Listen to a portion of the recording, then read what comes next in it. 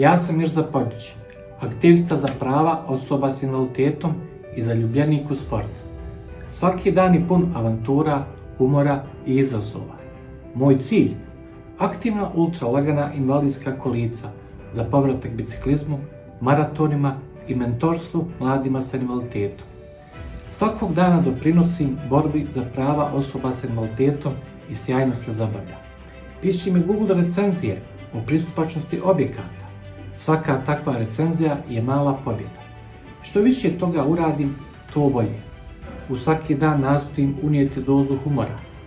Smijeh je besplatan, ali moje kolica nažalost nisu.